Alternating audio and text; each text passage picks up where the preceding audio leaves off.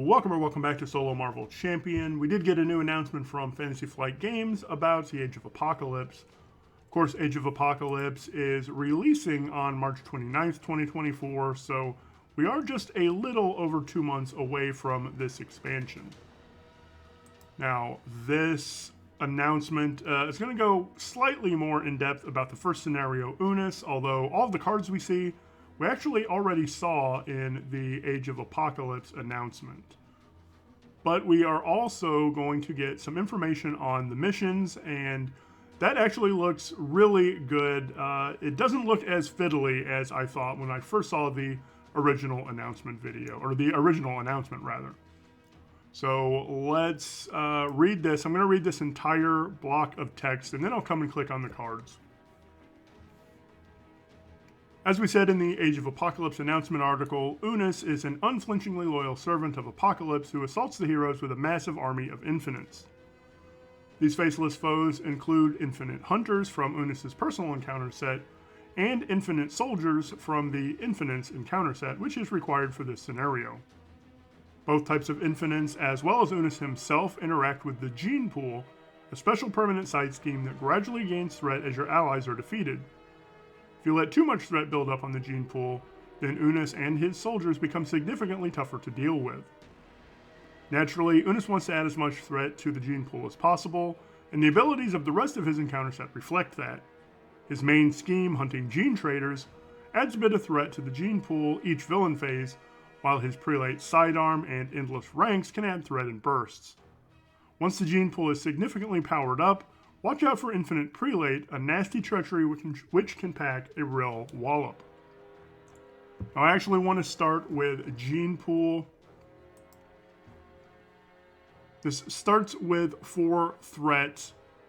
I love this flavor text. Apocalypse uses the raw genetic material of his victims to create the infinites, permanent and setup. So whatever scenario you're playing, this will be in play at the beginning of the game.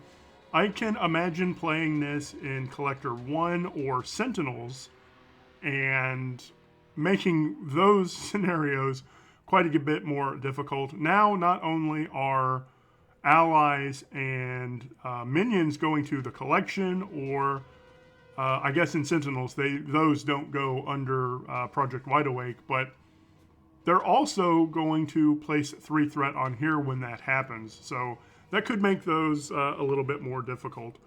So it starts with 4. Now I want to pop down to his main, and this is main 1B. We have not seen 1A, either in this article or the previous one, so we don't know how many mod sets are going to be in Unus.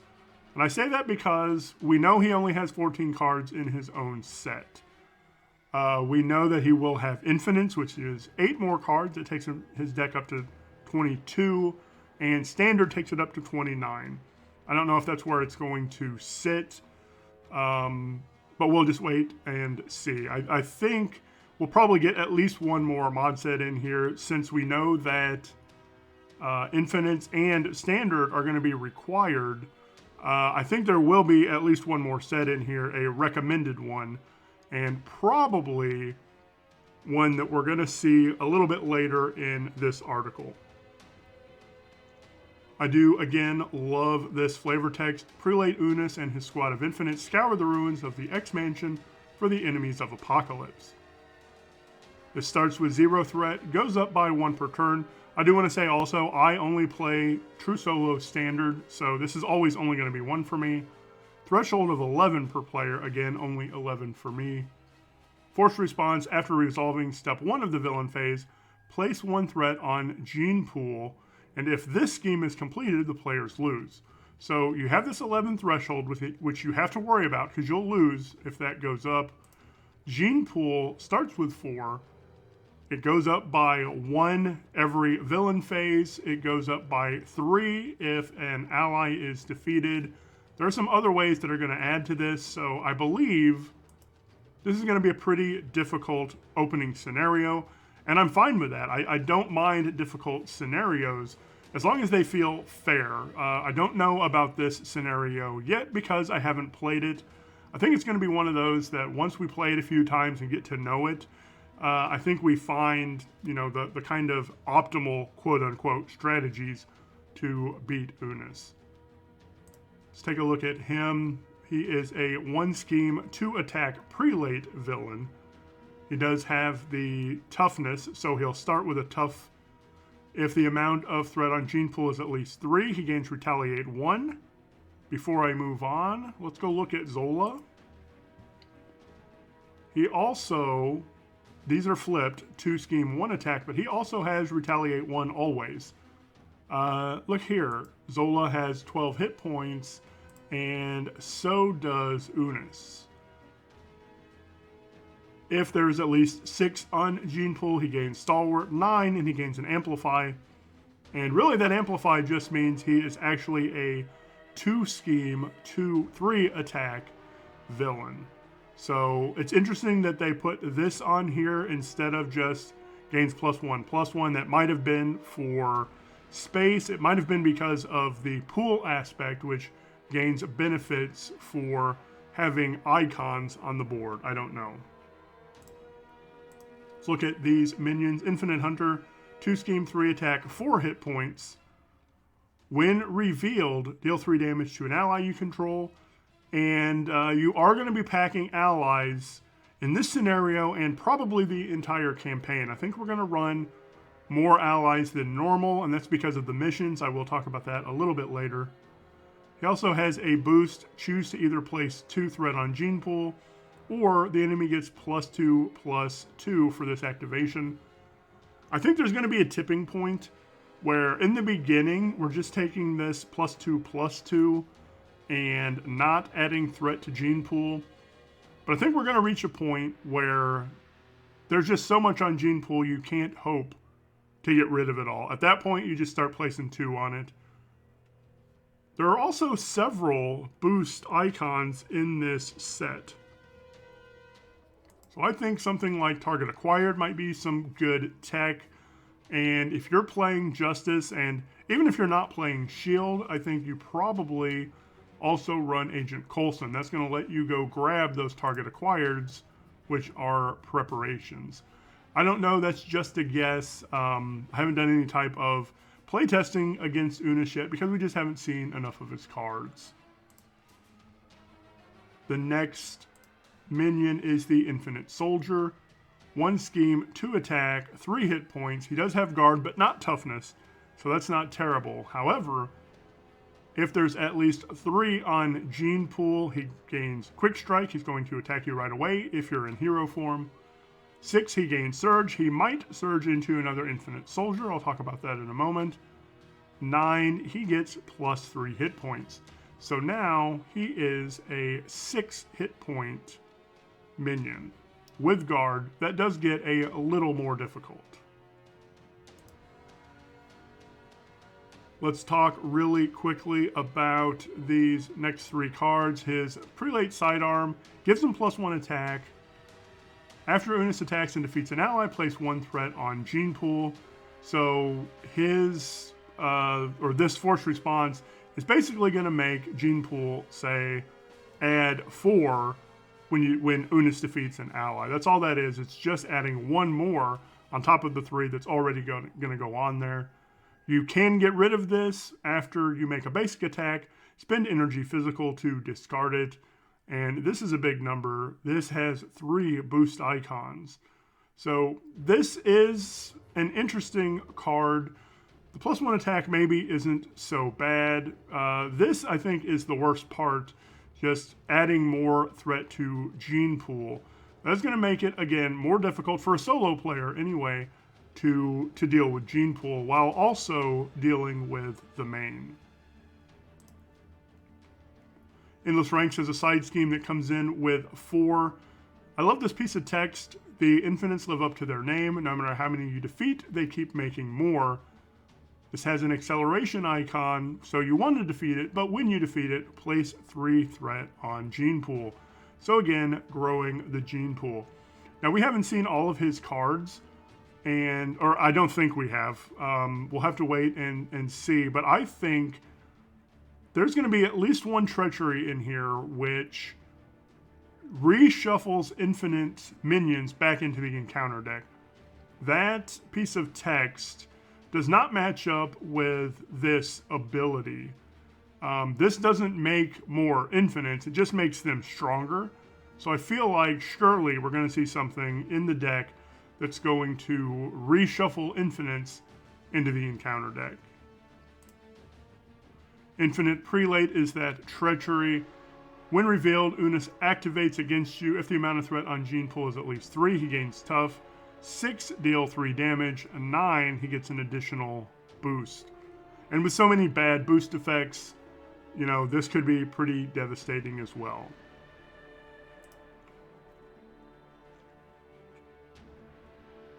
The Infinites are no joke either. Befitting their name, there are a lot of Infinite soldiers in the Infinites encounter set, 5 of them to be exact. So we know that there are 5 of these, which makes this 1 through 5 of 8. And we know that Gene Pool is number 4, or rather number 8 of 8. That only leave spots 6 and 7, and I believe we are going to see those shortly. With so many soldiers in the deck and the Gene Pool powering them up, the heroes can easily be overwhelmed if they don't stay on top of things. Of course, the Infinites won't simply sit idle during all of this, while Unus is strengthening them with genetic experiments and their unending mission of culling the weak. The Infinites are more than capable of keeping threat stacked on Gene Pool. Let's look at those real quick. Here is genetic experiments attached to an infinite minion. Of course, we know there are 5 of this one. I have to assume there are at least 2, if not 3, of the Infinite Hunters. They are an infinite minion. It gives them +1/+1, so just looking at the soldier, he is now a 3/2 minion. The attached minion gains 2 hit points. He is now a 5 hit point minion. And if there are at least 9 on here, he is an 8 hit point minion with guard.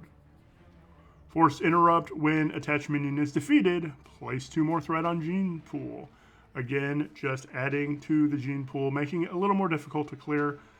There's also a boost icon. Attach this to an infinite minion. Really scary stuff. I do like this, but it does look pretty scary.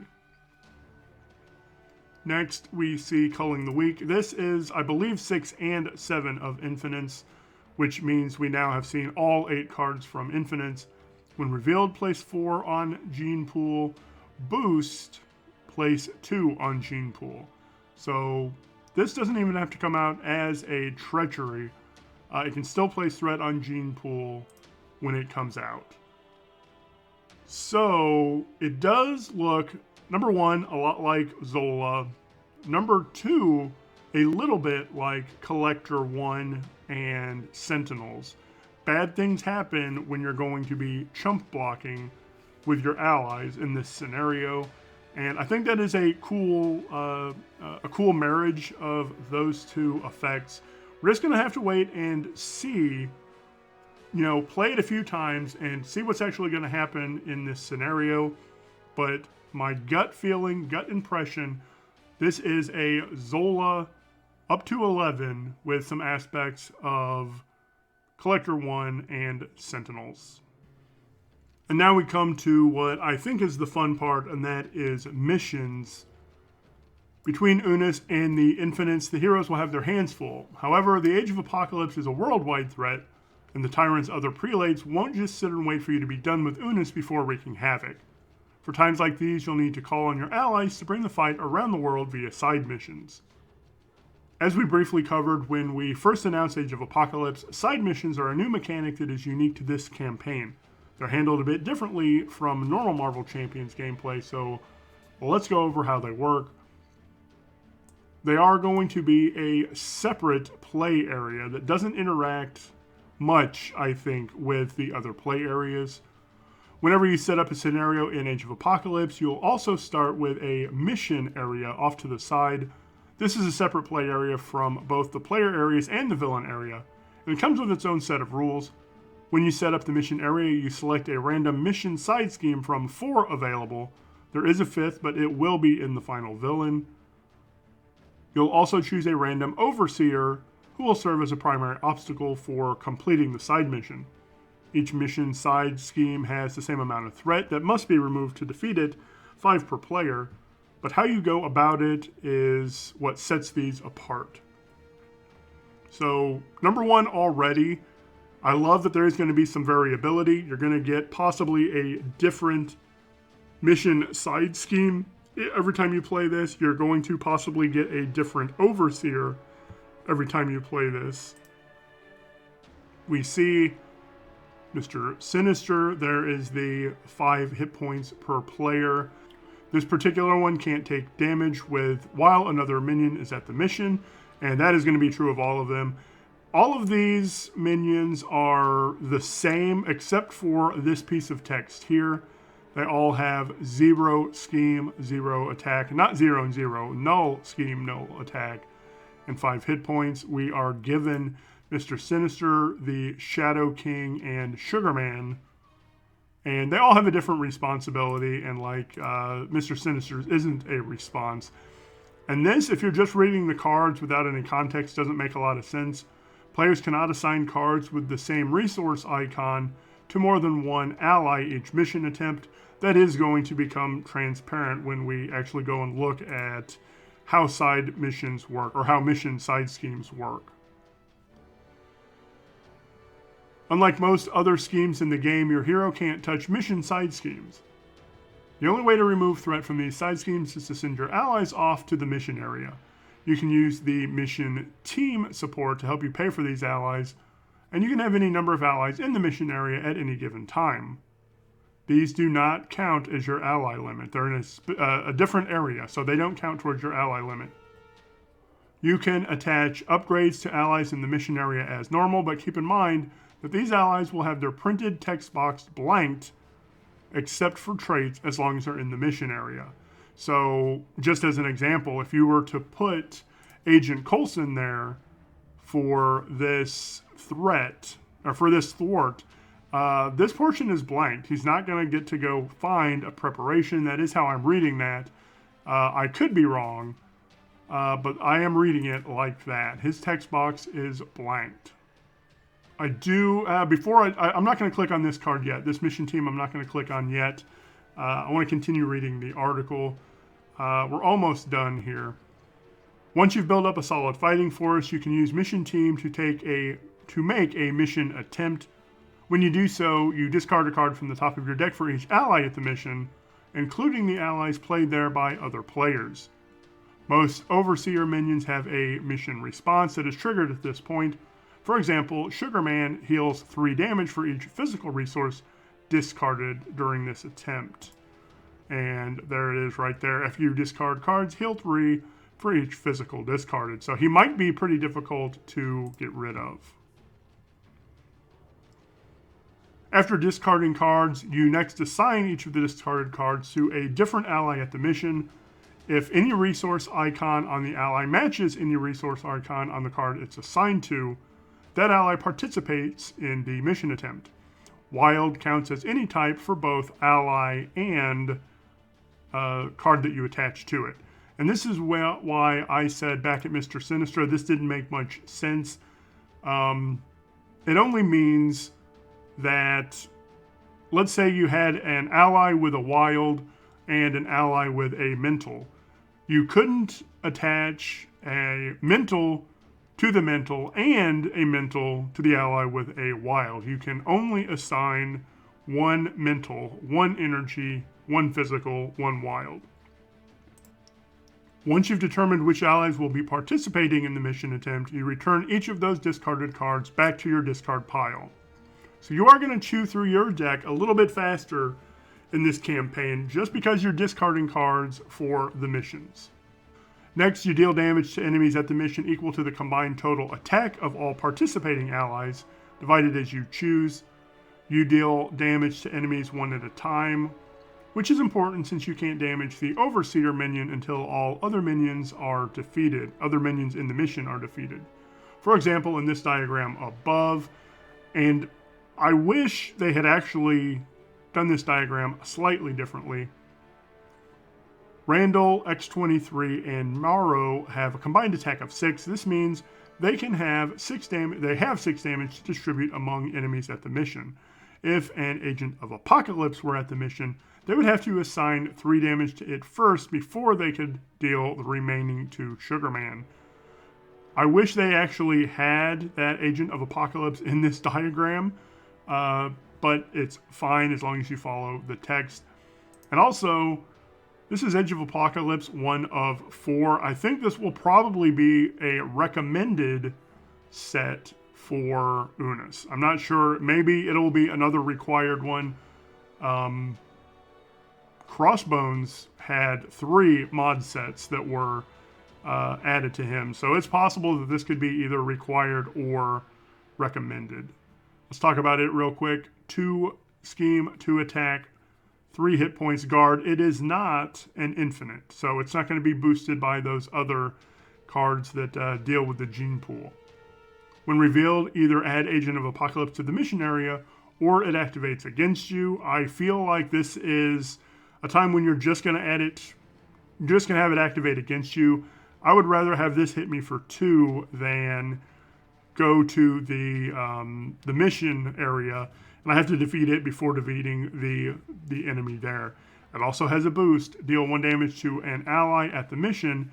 Give the activating enemy an additional boost card. So if it comes out as a boost, it will damage 1 ally over there, and you still get another boost, which of course could be another boost effect of some sort. Once all damage has been dealt, you then remove threat from the mission side scheme equal to the combined total thwart of all participating. And this is going to be the same way. If they're participating, you add up their thwart. And if you remove all of it from here, when defeated, shuffle each player card at the mission into its owner's deck. Flip mission team and this card. One really important thing is you only get 4 attempts at this. You put an attempt counter on here. And if there are 4 attempt counters, you remove mission team from the game and flip this card over. When this flips, there's a condition. It either flipped because you had too many attempts or because you defeated it. So forced response, after you flipped, remove each card in the mission area from the game and do the following. That only matters if it flipped because there were too many attempts, because if you defeated it, you shuffle those cards back into your deck, so they are not going to get removed from the game. If the mission was not defeated, deal each player a face-down encounter card. If it was defeated, each player searches their deck and discard pile for 1 card and adds it to their hand. They give the back of another one. Same situation here. If you did not defeat it, you're going to remove all those cards and get it. And this one discards a card from your hand. It doesn't give you an encounter card. If you defeated it, each player adds 1 set-aside campaign ally to their hand. And we do get those campaign allies. Before I go too far, I do want to talk about this really quickly. Shuffle each player card at the mission into its owner's deck. Flip mission team and this card. So let's quickly go back to mission team. So this is a support. It cannot be discarded and the first player gains control of it. Action, exhaust it to either reduce the cost of the next ally played to the mission by 2 or make a mission attempt. So you can't use both abilities on the same turn. You either make an attempt or you reduce the cost by 2. This article doesn't show us what happens when this flips, but the Age of Apocalypse article does. Same thing, it cannot be discarded and the first player gains control of it. Now its action is exhausted, choose a player to draw a card. I wish this side had also been in the new article, but I did find it in the November 2nd article. So it is really interesting. I like that you're getting a couple rewards at once. You get to flip this for defeating that mission side scheme. Now you get to draw a card every turn. And you also get the benefit of whichever... Oops, I clicked off. You also get the benefits of whichever mission you are completing. This one lets you grab a card from your discard. This one lets you grab a set-aside ally. Let's talk about those allies really quickly. There are 4 of them, it looks like, and we've got all of them, or we can see all of them. Note that they all cost 4, and they're all X-Men, and they all have a response. After Destiny enters your hand, remove 2 threat from the main. Blink is, after he enters, deal 2 damage to the villain. Confuse the villain, and give your identity a tough. Also note that they all have 3 hit points, and this thwart or attack really just varies on the ally. Now, a couple things to keep in mind. I think these are meant really to be put into the mission area because they cost 4, and that is a good effect. And I assume in the campaign, any of these that were added to your hand are going to get added to your deck. We'll have to wait and see how it plays out in the campaign, but that's what I feel is going to happen with these. But I feel like you're meant to put these into the mission area because you can use Mission Team to reduce this cost by 2. And I just want to take a look really quickly at the captive allies in Rise of Red Skull and in Sentinel. In Rise of Red Skull, when you rescued these, they're a 0-cost ally, and they do end up getting shuffled into your deck. So these are all big allies who do a lot of things. They have a good response. Their cost is 0. I think they fixed that, quote unquote, when they built Project Wide Awake. Because these are 2-cost allies. And I think 2 cost is the sweet spot. And I think that's why in this scenario, these cost 4. They want you putting them into the side, or into the mission side schemes, or the mission area rather. I want these going on the missions because, note one other thing, they all have a wild resource, which means any card you assign to them will be a match and they will get to go on the mission. So I do like that. I think it's fun. I don't know that I would pay Destiny for 4, but even just drawing it into your hand is good, so I'm fine with that as well. I really like the missions. I like how they're going to play out. One last thing about these missions, you can't complete the mission while the Overseer is there. So you keep in mind, even if you remove the last threat from the scheme, you'll have to defeat the Overseer minion before you can complete the mission. So make sure you send allies with a good mix of attacks and thwart. This is especially important because you're only going to get 4 attempts. So I feel like this scenario really incentivizes playing a lot more allies than we normally do. You know, I play 6 at minimum in everything but leadership, and then I usually will go up to 8 or 10 in leadership. I feel like you're going to be playing a lot more allies in this campaign than we normally see.